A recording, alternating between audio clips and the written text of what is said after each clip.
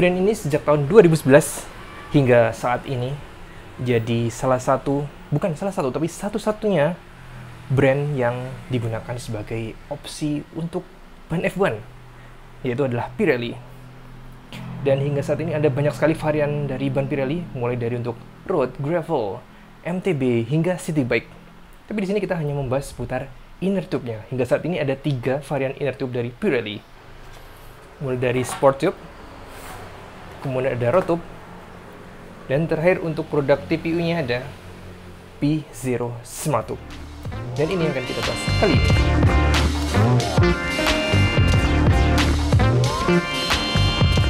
Nah, sebelum lebih jauh, mari kita cek satu persatu kenapa ada 3 varian inner tube dari Pirelli ini. Yang paling murah terlebih dahulu ada sport tube. Ini merupakan inner tube dari Butyl, alias ya yang sering kita temukan di sepeda-sepeda seperti sepeda klasik, kemudian ada city bike dan sebagainya. Dan sport tube ini adalah inner tube yang paling banyak variannya dibanding 2 lainnya, mulai dari berbagai ukuran lebar dan diameter rims. Bisa cek di gambar ini. Dan kemudian ada produk yang paling baru, merupakan Pirelli road tube dengan bahan yang sama, yaitu Butyl, tapi ini spesialis karena lightweight, ringan, hanya sekitar 85 gram. Ini terbilang sangat ringan sekali untuk Butyl inner. Untuk sport tube sendiri, dia memiliki berat 120 gram dengan size yang sama. Tapi untuk road tube sendiri hanya disediakan ukuran 23 sampai 30 M untuk lebarnya dan hanya 700 C, yang mana itu hanya tersedia untuk varian road bike. Ada 2 versi untuk valve-nya, untuk size tinggi 48 dan 60. Dan yang terakhir ada P0 Smart Tube, menggunakan bahan dari TPU yang sangat terkenal ringan dan kuat. Beratnya saja hanya 35 gram. Ya, kurang lebih 10 gram lebih ringan daripada yang road tube. Tersedia 2 ukuran, ya ini untuk valve panjangnya 48 mm dan 60 mm. Dengan size lebar hanya tersedia opsi 23 sampai 30 dan 700 C, yang mana 2 ini hanya didedikasikan untuk road. Dan di sini kan biasanya ada kayak semacam karet untuk mengikat agar tetap terjaga di tempatnya. Ini saya sarankan jika ingin menggunakan inner tube sebagai spare, sebagai cadangan, jangan dilepas, mendingan biarkan seperti ini saja, karena sebenarnya ini posisi dan bentuk paling efisien jika disimpan di suatu tempat.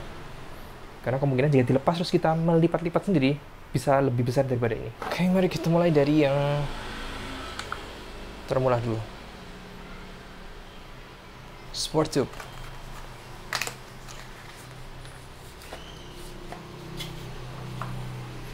Untuk sport tube 1, 2, 3 gram. Oleh nanti kita timbang termasuk dengan karet dari bawaan box. Dan karet dari Smart Tube ini sebenarnya lebih ringan sih. Dia warnanya tuh agak bening-bening gitu. Oke, 1, 2, 3. Sebenarnya saya berubah pikiran, kita lepas saja. Tapi jangan sampai berubah formnya. Oke, 1, 2, 3.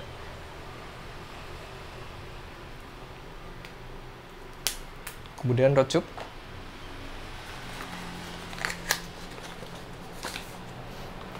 Dia menggunakan karet yang sama.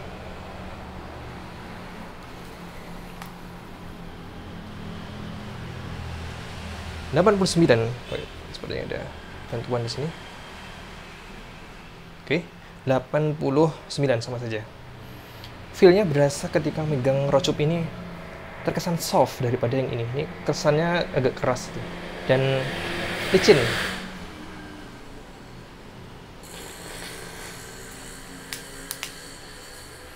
Nah, ini baru Smart Tube.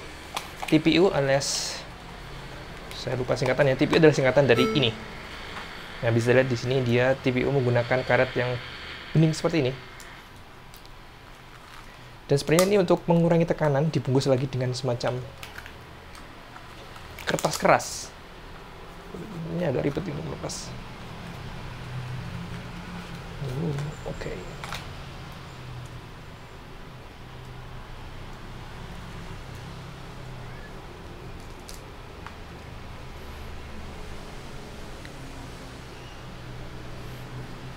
37 gram.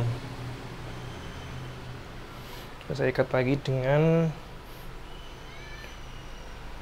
foam seperti yang lain. Misal dipakai untuk simulasi lah, simulasi ketika dipakai untuk spare. Nah, coba kita lihat lebih dekat apa yang benar-benar membedakan dari 3 inner tube ini. Dari sport tube sendiri, dari butyl, dan karetnya ini cukup kaku, cukup tebal juga, dan ada kayak semacam serbuk-serbuk ya. Ini seperti klasik inner tube yang bisa ditemukan di banyak sepeda yang menggunakan brand clincher. Untuk valve-nya sendiri dia masih menggunakan yang standar berupa logam seperti ini, dan harus dikencangkan lagi menggunakan ekstra pengencang ini. Mur atau bot namanya. Ya mirip dengan inner tube butyl yang sering kita temuin. Nah, untuk berikutnya ada road tube. Feel-nya berasa lebih soft daripada yang ini. Ini masih bisa dikompres segini, tapi ini bisa lebih. Dan yang bikin lebih ringan lainnya adalah dia menggunakan valve yang mirip dengan P0 Smart Tube, yaitu valve bulat seperti ini, yang bahannya dari plastik dan tanpa pengunci ekstra. Jadi cukup pasang, beres, dan biasanya lebih cepat untuk instalasi. Oh yes, untuk extra note, semua inner tube dari Pirelli ini menggunakan Presta valve, yang mana ini sudah umum di dunia sepeda. Saya juga suka Vestar valve itu karena dia kencangnya lebih super daripada yang menggunakan slider seperti biasanya.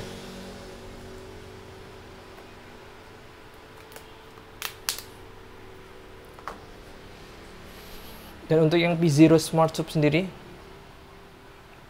dari bentuknya saja, dilihat saja sudah terlihat ini bisa sangat minimalis sekali. Dan sebenarnya ada banyak TPU dengan brand-brand yang mungkin tidak cukup terkenal dengan harga yang bisa dibilang sangat miring. Bahkan harganya mirip dengan Sport Tube atau Road Tube. Tapi beberapa keluhan TPU tersebut mudah pecah. Nah, saya pernah menggunakan ini bahkan dibandingkan dengan Sport Tube. Ketahanannya luar biasa untuk produk Pirelli ini. Mungkin karena dibandingkan dengan harganya juga ya. Ini bisa dibilang sekitar 500 ribuan untuk satu. Valve-nya mirip dengan yang ada di Road Tube. Plastik hitam dan tinggal pasang saja.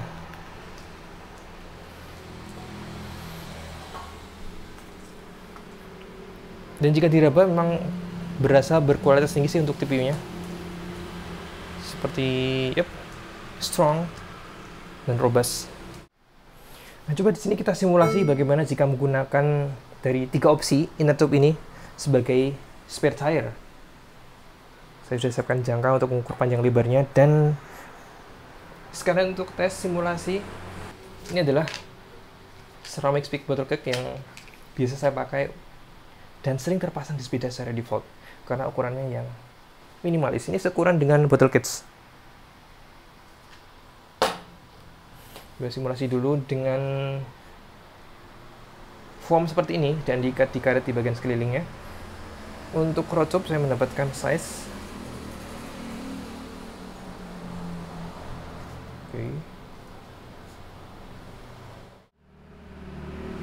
67,6 mm.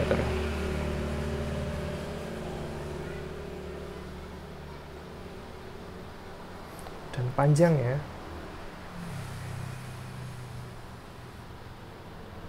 104,9 mm, dan untuk tingginya 31,4 mm. Dan tentu ini bisa lebih kecil karena kan ini sifatnya lentur, jadi masih bisa dikompres di dalam storage. Untuk yang road tube,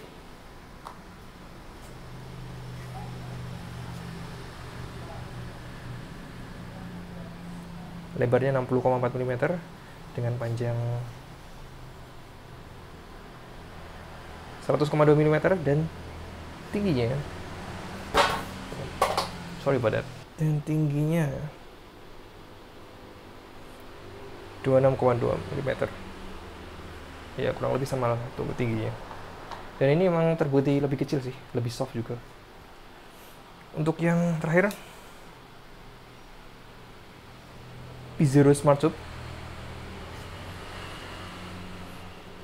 Lebarnya 37,5 dengan tinggi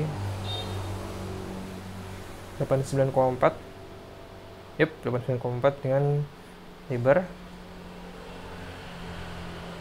69,7. Tidak jauh beda ternyata. Coba kita simulasikan ketika memasukkan ke toolcock ini. Nah, selain inner tube, di sini saya wajib membawa. Di dalam sini ada semacam sarung tangan karet yang tidak terlalu menambah ini sih, menambah ekstra, karena dia akan terkompres ke bawah. Ini jaga-jaga misal ada rantai putus biar tangannya tidak kotor. Ada toolkit dari Topic Hexa.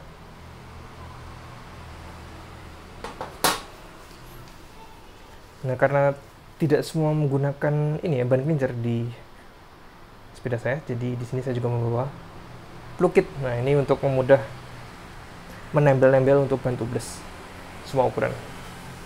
Dan aja chain hook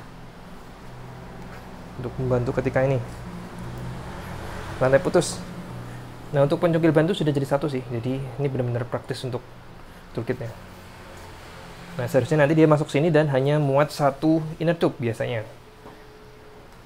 Sport tube, apakah bisa masuk? Saya atur-atur dulu biar tidak terlalu panjang.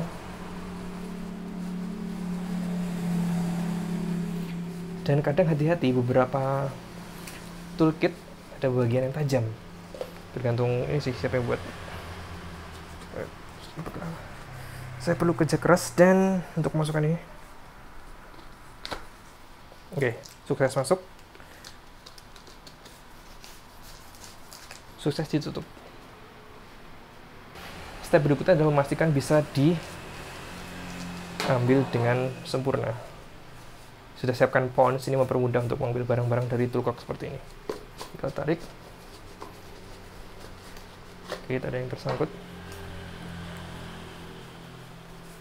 Dan so far so good. Bentuknya masih terjaga, hanya geser sedikit saja.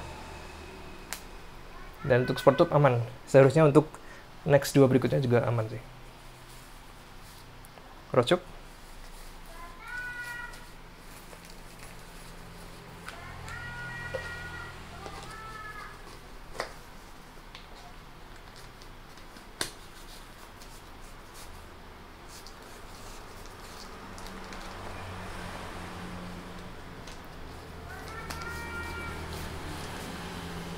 Oke, so far so good. Tes dikeluarkan dan smooth.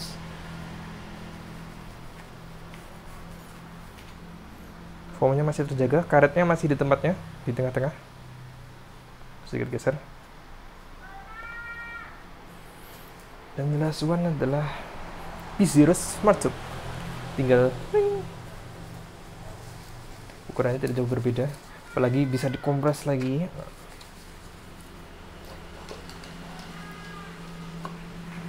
Oke, bisa masuk tanpa effort.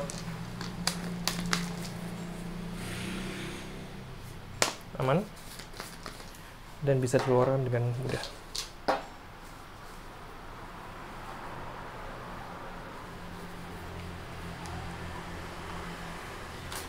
Yap, dari segi performa, ini bukan hanya sekedar lebih ringan saja, tapi benar-benar berefek ke performa. Kami pernah membuat perbandingan antara menggunakan Pirelli yang Sport Tube, yang Butyl, dan Pirelli yang TPU, P0 Smart Tube. Dengan speed yang sama, kami membandingkan apakah power yang digunakan sama. Ternyata power yang digunakan untuk TPU ini lebih kecil, yang artinya rolling resistannya lebih kecil juga, dan lebih hemat power.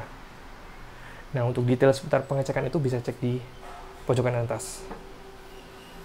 Nah, untuk rod tube sendiri, kami belum pernah mengeceknya secara langsung, untuk dikomparasi langsung, tapi seharusnya ini berada di antara kedua inner tube ini. Untuk harganya sendiri dari Sport Tube, di sini kami menggunakan patokan salah satu toko yang cukup terkenal di Tokopedia untuk part-part sepeda, yaitu Hobby One dari Bandung. Untuk Sport Tube sendiri, Kita semuanya ambil sampel untuk size road back itu 23 sampai 30 mm. 80 ribuan. Kemudian untuk rotop bisa didapatkan 118 atau 120 ribuan. Dan P0 Smart Tube ini 550 ribuan. Dan masing-masing untuk satu item. Dan jarak antara rotop dan TPU luar biasa ya, padahal beratnya tidak jauh-jauh berbeda. Tapi kelebihan dari ini mudah untuk dijadikan spare. Dan performanya juga terjaga. TPU-nya juga cukup handal untuk everyday use.